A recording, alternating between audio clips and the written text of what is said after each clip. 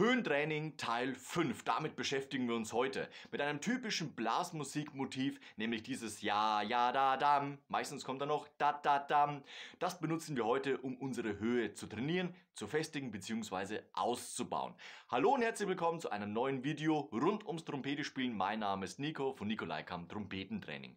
Meistens enden ja Blasmusikstücke im traditionellen Bereich genau mit diesem Motiv. Die Ja, Da, Dam. Die Trompete zieht nochmal nach oben zum B, zum C, D, S, E, F, je nachdem, was eben verlangt wird, beziehungsweise in welcher Tonart das Stück geschrieben steht. Aber dieses Motiv, was typisch ist für ein Ende von einem Blasmusikstück, das kann man natürlich auch benutzen, um seine Höhe auszubauen, zu festigen. Und das nehmen wir erstmal natürlich eine Oktave tiefer, bringen es dann ins Original, also eine Oktave höher, nochmal das gleiche, eine Oktave tiefer und nochmal in der oberen Oktave. Und da gehen wir eben dann wieder systematisch vor. Wir spielen eben dieses B, das heißt 4 Töne tiefer starten wir auf dem F, Ja, Da, Da, Dam. Danach gehen wir eben zum G, das heißt, es bringt uns ja zum C, damit wir eben diese reine Quarte, diese typische reine Quarte haben.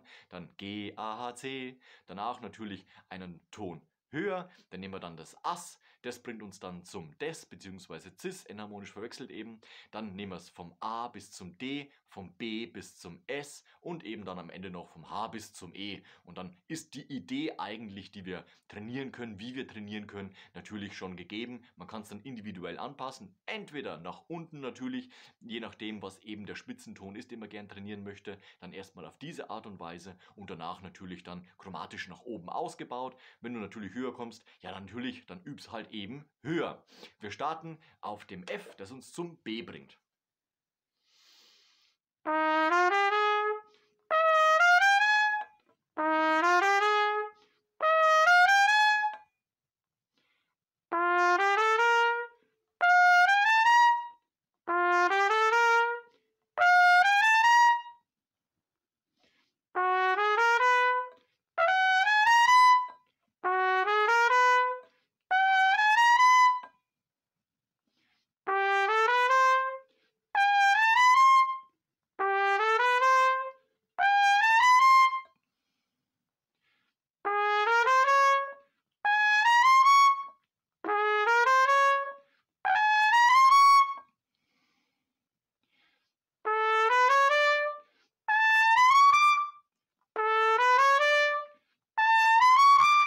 Jawohl, und das ist die Übung.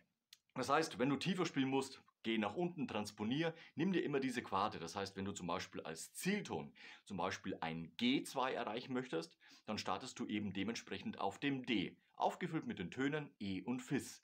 Also immer diese reine Quarte, die uns nach oben bringt zum Zielton. Wenn du solche Übungen machst, mach die nicht gleich zu Beginn. Na klar, da wäre der Ansatz frisch, das heißt, da kann man natürlich auch dann dementsprechend Power in die Töne geben. Aber das Problem ist, nach diesen Übungen, nach diesen Höhentrainingsübungen, egal welcher Teil, 1, 2, 3, 4, 5, immer Pause machen. Deine Lippen brauchen Erholung, deine Muskulatur will sich natürlich regenerieren und dementsprechend natürlich immer 20 Minuten Pause einplanen. Also ein bisschen strategisch an die Sache rangehen, nicht immer nur den Ansatz platt schießen, sondern wirklich sagen, okay, erstmal einspielen, dann Literatur spielen, Etüden, was auch immer und dann am Ende zum Beispiel von der ersten Trainingseinheit, jetzt kommt nochmal Höhentraining. Auf diese Art und Weise kannst du es trainieren. Ich hoffe, ich konnte dir einen Schritt bei deinem Trompetespielen weiterhelfen. Schreib doch in die Kommentare, wie es bei dir klappt. Ansonsten lass am Ende noch ein Like und ein Abo da. Das freut mich immer ganz besonders. Wir sehen uns nächste Woche zu einem neuen Video rund ums Trompetespielen. Bis dahin, ciao, euer Nico.